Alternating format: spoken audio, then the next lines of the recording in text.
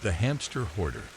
In the quaint and seemingly peaceful town of Springfield, nestled amidst the rolling hills and surrounded by lush forests, there was a tale that sent shivers down the spines of its residents. A tale that began innocently enough, with a Craigslist ad that piqued the curiosity of a young couple named Marge and Homer. Little did they know that this seemingly mundane adventure would soon lead them into a world of chilling mystery and creeping terror. One gloomy evening, Marge was scrolling through Craigslist, searching for free pet listings. Their children, Bart and Lisa, had been pestering them for a furry companion, and Marge thought it would be a good idea to surprise them. As she perused the listings, one particular ad caught her eye. Free hamsters. Must go ASAP. The ad had been posted by a woman named Meggie, and the promise of free pets seemed too good to pass up. Marge excitedly showed the listing to Homer, who shrugged and agreed to check it out the next day. Little did they know that their decision to respond to the ad would plunge them into a terrifying ordeal that would haunt them for the rest of their lives. The following morning, Marge and Homer arrived at the address provided in the ad. The house stood at the end of a long, winding driveway, surrounded by overgrown bushes and an eerie silence that seemed to permeate the very air. As they approached the front door, a feeling of unease settled upon them, but they brushed it off as nerves. Meggie, the woman who had posted the ad, greeted them with a forced smile and invited them inside. The moment they stepped into her home, their senses were assaulted by a pungent, overpowering stench that seemed to claw at their throats. The living room was filled with cages upon cages, each housing a multitude of hamsters. The place was a chaotic maze of squeaks and rustling fur, and it sent shivers down their spines. Homer and Marge exchanged uneasy glances, but they couldn't back out now. Bart and Lisa's hopeful faces flashed in their minds, urging them to press on. They decided to take 2 hamsters, hoping to provide them with a better life than this bizarre, overcrowded home could offer. As Meggie handed over the 2 hamsters, she whispered, "Be careful. They're special. Don't let them out of their cages at night." Her cryptic words sent a chill down Marge's spine, but she dismissed it as mere eccentricity. The first few days with the hamsters, named Fluffy and Whiskers, were uneventful. Bart and Lisa were overjoyed with their new pets, and the family had almost forgotten the strange encounter at Maggie's house. However, as the days turned into weeks, strange occurrences began to unfold. One night, Marge was awakened by the sound of scratching coming from Bart's room.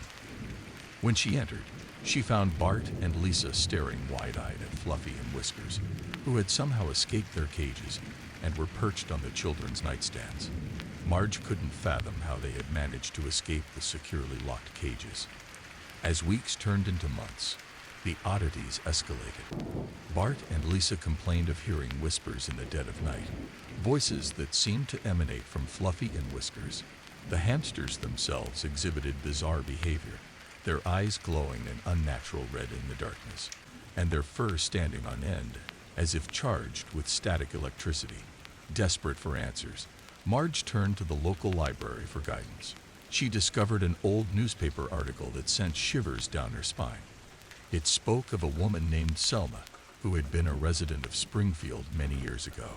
Selma had been infamous for her obsession with hamsters and had disappeared under mysterious circumstances, leaving behind a trail of eerie tales. The more Marge dug into Selma's history, the clearer it became that Meggie, the woman they had met, was connected to Selma in some sinister way. She had not only inherited Selma's obsession, but had taken it to a terrifying extreme. It seemed that Selma's spirit may have possessed Meggie, driving her to hoard and unleash malevolent forces through her collection of hamsters. As Marge delved deeper into the occult, she learned of a dark ritual that could banish the malevolent spirits bound to cursed objects. Armed with this knowledge, she gathered her family and devised a plan to put an end to the nightmare. On a moonless night, the family gathered around the cages containing Fluffy and Whiskers, who had grown increasingly malevolent. Armed with ancient incantations and protective amulets, they began the ritual. The room grew colder as their words filled the air, and the hamsters screeched and writhed, their eyes blazing with fury. Just as it seemed the spirits within Fluffy and Whiskers would overwhelm them, a blinding light engulfed the room, followed by an ear-splitting scream that echoed through the house. The hamsters disintegrated into ashes, and a sense of peace washed over the family. With the malevolent spirits banished, the family could finally breathe easy. They had faced the horrors of the past and emerged victorious. But the memory of the Hamster Hoarder and the chilling events that unfolded in Springfield would forever haunt their dreams, a reminder that darkness could lurk even in the most unsuspecting places. As the years passed, Springfield returned to its serene facade, and the tale of the Hamster Hoarder faded into local legend. However, the residents knew better than to respond to Craigslist ads promising free pets, for beneath the tranquil surface of their town lay secrets that could send shivers down even the bravest souls. And so, the story of Marge, Homer, Bart, Lisa, Meggie, and the malevolent hamsters became a whispered cautionary tale, a reminder that some horrors were best left undisturbed, and that curiosity could lead to the most chilling of nightmares in the town of Springfield. The Haunting of Hawthorn House. Chapter 1. A Dream Home Beckons. In the quiet suburbs of Kansas City, nestled amongst towering oaks and whispering pines, there stood a house that beckoned to those seeking a dream home. It was a picturesque two-story structure, painted in a calming shade of white, with a welcoming red front door. For years, Hawthorn House had been an object of desire for those who yearned for a peaceful life. Meet the Millers. Emily, a school teacher with a penchant for gardening, her husband John, a software engineer with a love for vintage cars, and their two children, Lily and Ethan. They had been searching for their forever home for years, and when Emily stumbled upon an ad on Craigslist for Hawthorn House, their excitement knew no bounds. The Craigslist ad seemed too good to be true. A beautiful 4-bedroom house, complete with a spacious backyard and a serene neighborhood, all for an unbelievably low price. Emily contacted the seller, a person named Victor, who claimed to be in a hurry to sell due to a job relocation. Chapter 2. The Mysterious Seller. Victor's responses were cryptic at best. He insisted on communicating only via text messages, avoiding any phone calls or face-to-face meetings. Emily couldn't shake the feeling that something was off, but the allure of the house was too strong to resist. After days of negotiating, Victor agreed to sell the house to the Millers at a price they could hardly believe. The catch. He wanted the money wired to him as soon as possible, and he insisted that the Millers could move in immediately. The only message they received regarding the house's security was, "Front door unlocked.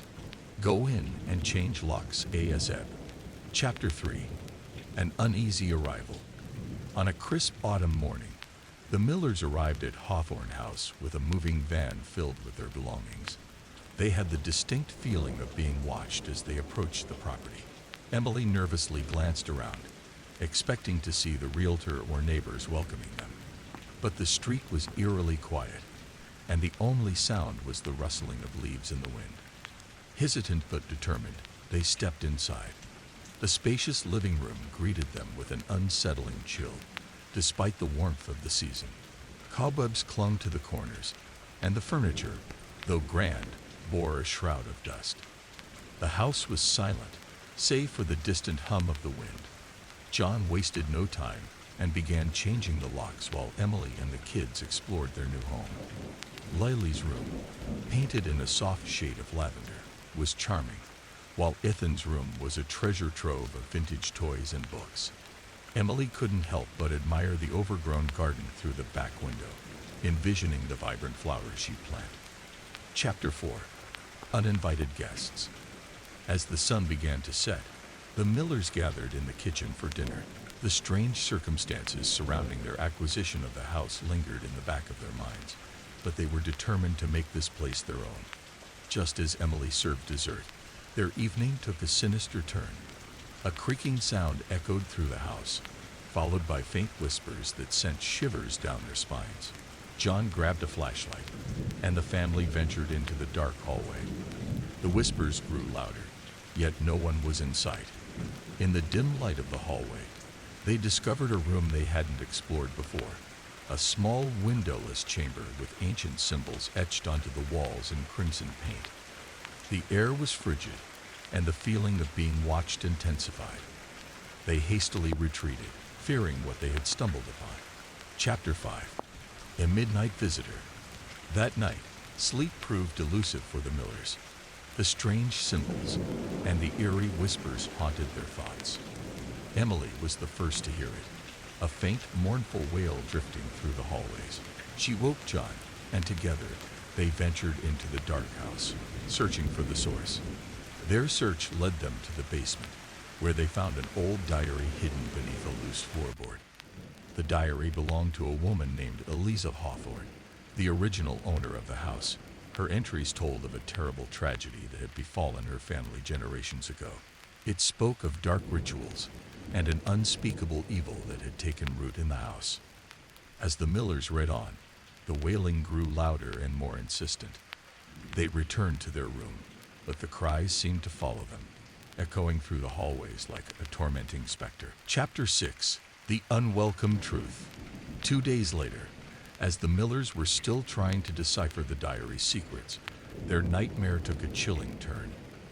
The police arrived at Hawthorn House with the real owner, a woman named Margaret Hawthorn. She had legal documents proving her ownership and demanded that the Millers leave immediately. Confusion and fear gripped the Millers as they tried to explain their side of the story.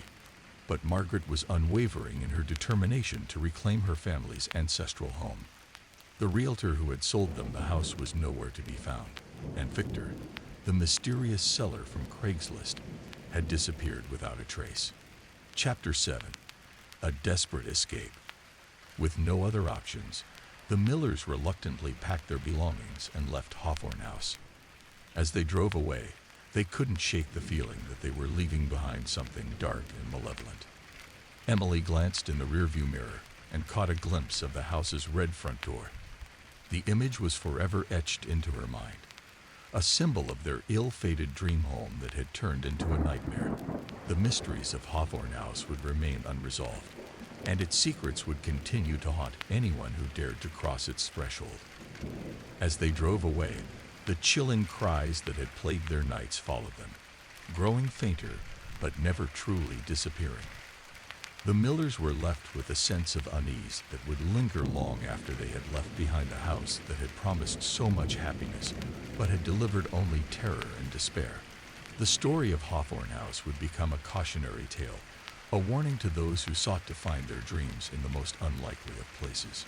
For sometimes, the most beautiful houses hide the darkest secrets, and the price of fulfilling one's desires can be far higher than anyone could ever imagine. The Haunting of Evergreen Terrace. Part 1. The Craigslist Ad. In the quiet town of Springfield, nestled amidst the rolling hills and dense forests, an eerie tale began on a seemingly ordinary day. Marge, a middle-aged woman known for her kindness and penchant for helping others, decided to post a Craigslist ad offering her old couch for free. Her husband, Homer, saw the ad and chuckled, thinking it was just another one of Marge's charitable gestures. As the sun dipped below the horizon, Marge's inbox filled with inquiries about the couch. Among the messages, one stood out from a user named Maggie. She was interested in the couch and promised to pay handsomely if someone could help her carry it up the stairs to her home, located on the outskirts of Springfield. Part 2. The Mysterious Deal. Excited by the prospect of earning some extra cash, Homer and his teenage son, Bart, decided to take on the task. Marge had reservations, but she reluctantly agreed, thinking it would be a good bonding experience for father and son. Lisa, their intelligent daughter, insisted on coming along to document the whole affair as part of her school project. The next evening, they loaded the old couch onto their pickup truck and made their way to Maggie's address. The house, hidden behind a thick curtain of ancient oak trees, exuded an eerie aura, sending shivers down Marge's spine. As they arrived, a chill ran through the air, and a dense fog settled in the vicinity. Part 3. The woman who paid in roosters. Meggie, a middle-aged woman with a disheveled appearance, greeted them at the door. Her dark eyes seemed to pierce through their souls as she led them inside. The house was dimly lit, adorned with strange paintings and sculptures, giving off an unsettling vibe. They made their way to the narrow staircase, the air growing colder with every step. As Homer and Bart heaved the couch up the stairs, their hearts pounded with anticipation of the promised payment. Lisa, the ever-curious one, observed their surroundings with a mix of fascination and dread. Meggie watched them silently, her unsettling smile never leaving her face. Finally, the couch was in place. Homer, his impatience growing, cleared his throat and asked, "So, about that payment?" Maggie's gaze shifted to a corner of the room where a peculiar collection of objects was displayed. Among them was a row of wooden roosters, each intricately carved and strangely lifelike. She turned back to Homer and said, "Do you like roosters?" Confused and growing increasingly uncomfortable, Homer muttered, Not really. We were hoping for cash." Ignoring his request, Maggie grabbed the creepiest carved wooden rooster from the collection and handed it to Homer. Its beady eyes seemed to follow him as he accepted the bizarre payment. Before they could protest, Maggie turned and rushed back into the darkness of the house, disappearing without another word. Part 4. The Unsettling Rooster. Back in their pickup truck, the family exchanged uneasy glances. The carved rooster sat in the back, an eerie presence casting a shadow over their journey back to Evergreen Terrace.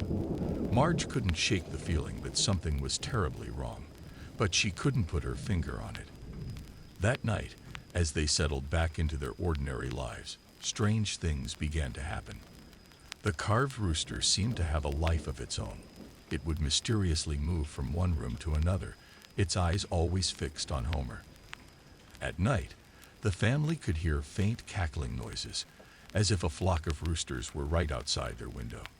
Part 5. The haunting begins.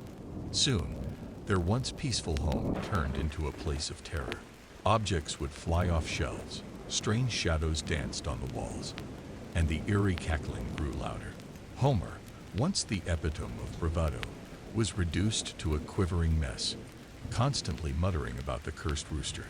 Lisa, always the voice of reason, decided to investigate. She discovered a hidden compartment within the rooster's body. Inside, she found a piece of aged parchment covered in cryptic symbols and incantations. Lisa, determined to unravel the mystery, began translating the text with her knowledge of ancient languages. Part 6. The Dark Secret. The translation revealed a horrifying tale of a woman named Selma who had been obsessed with roosters. She had dabbled in dark magic, conducting sinister rituals to bind her soul to her beloved roosters. Selma's thirst for power led her to sacrifice innocent souls in exchange for eternal life and control over her eerie collection. As Lisa dug deeper into the lore, she realized that the carved rooster in their possession was one of Selma's cursed creations, a vessel for her malevolent spirit. The family had unwittingly become entangled in the wicked web of Selma's supernatural vengeance. Part 7. The Descent into Madness. With each passing day, the haunting intensified. Homer, Bart, and Marge were plagued by nightmares of roosters with razor-sharp beaks and piercing red eyes. Maggie's face appeared in their dreams, her laughter echoing ominously. The once happy home of Evergreen Terrace became a nightmare realm. Lisa, now burdened with the responsibility of breaking the curse, delved deeper into Selma's dark history. She discovered a ritual that could potentially free their family from the malevolent grip of the rooster, but it required finding Selma's remains and performing a dangerous exorcism. Part 8. The Final Confrontation. As the family prepared for the perilous journey to uncover Selma's resting place, they knew they were running out of time. The rooster's influence had grown stronger, and the entire town of Springfield seemed to be under its sinister sway. Maggie's presence loomed over them, her wicked laughter echoing in the wind.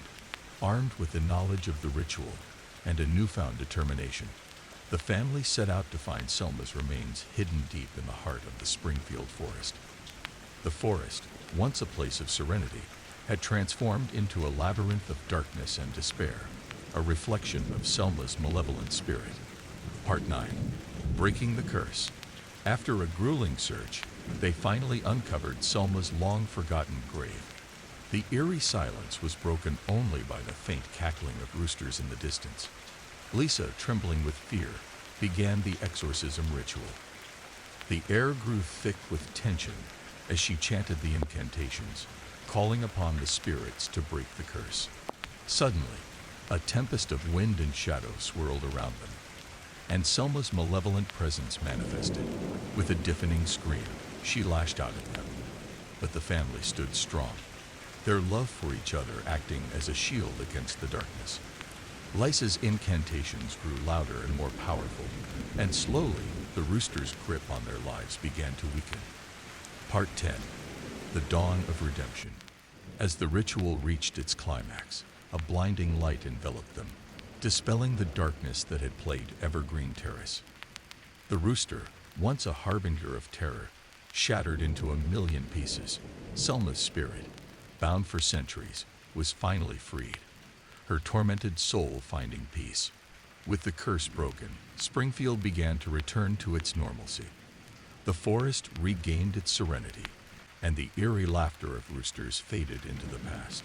Marge, Homer, Bart, Lisa, and even Maggie were free from the clutches of Selma's malevolent curse. The family returned to their once happy home, grateful for the bonds that had kept them together through the darkest of times. They knew that while Springfield had witnessed a terrifying ordeal, they had emerged from it stronger, their love for each other unbreakable. As the sun rose over Evergreen Terrace, casting its warm, comforting light, the town began to heal.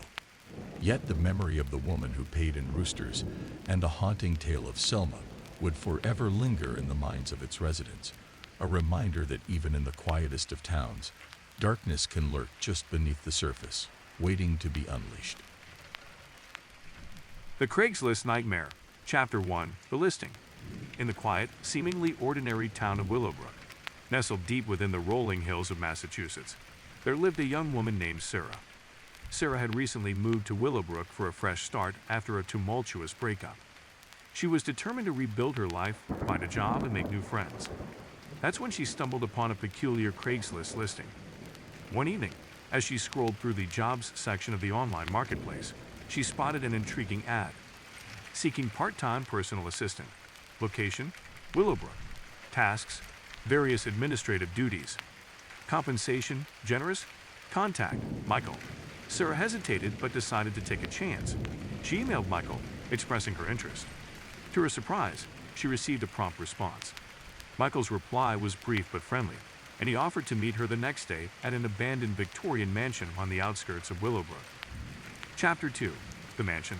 The mansion, known as the Harrington House, had a grim reputation in Willowbrook. Locals whispered stories about the place being haunted by the ghosts of a wealthy family who met a tragic end many years ago. Sarah felt a shiver crawl down her spine as she parked her car in front of the decaying structure. She waited nervously on the porch, the wind whispering through the overgrown trees. Just as she was about to leave, a tall man in his 40s appeared from behind the mansion's massive double doors. He introduced himself as Michael, a well-dressed man with an air of sophistication. His warm smile put Sarah somewhat at ease. They entered the mansion, its interior shrouded in darkness, save for a few dimly lit candles. The old wooden floorboards creaked beneath their feet as they moved deeper into the labyrinthine mansion. Sarah couldn't help but notice the odd assortment of ancient paintings lining the walls, each depicting scenes of torment and despair.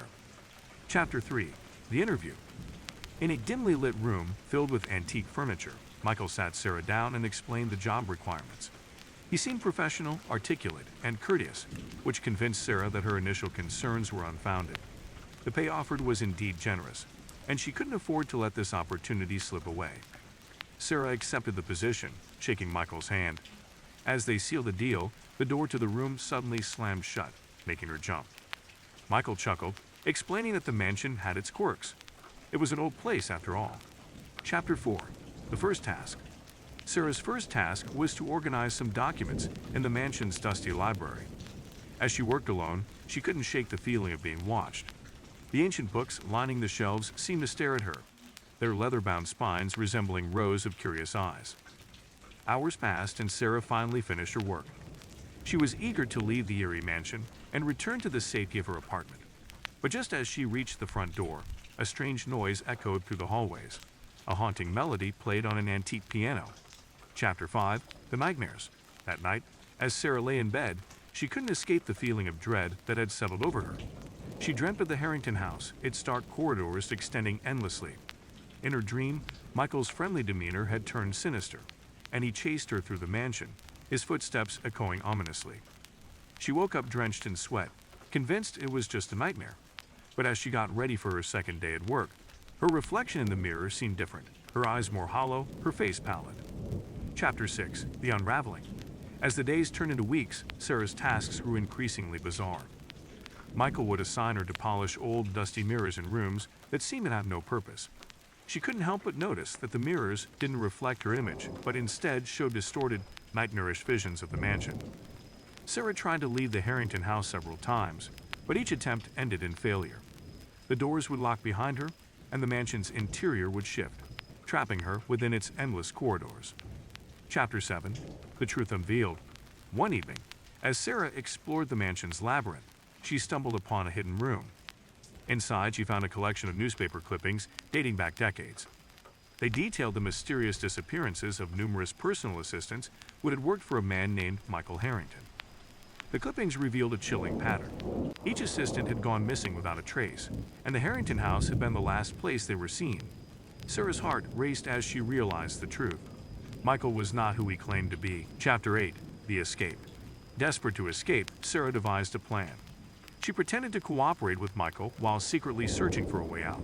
One evening, as she explored the mansion's attic, she found an old, dusty window that appeared to lead outside.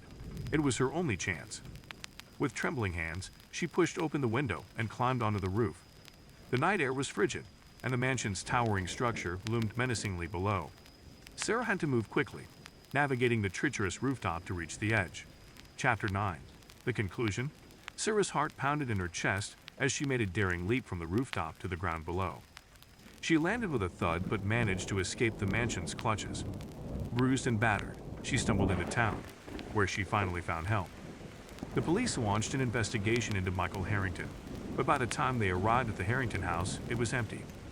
Michael had vanished without a trace, leaving behind a mansion filled with dark secrets. To this day, the Harrington house stands as a foreboding reminder of the dangers lurking behind seemingly innocuous Craigslist listings. And Sarah, forever haunted by her ordeal, knows that sometimes the darkest horrors are hidden in plain sight. The Craigslist nightmare had come to an end, but the scars it left on Sarah would last a lifetime. Willowbrook, once a tranquil town, would never be the same again.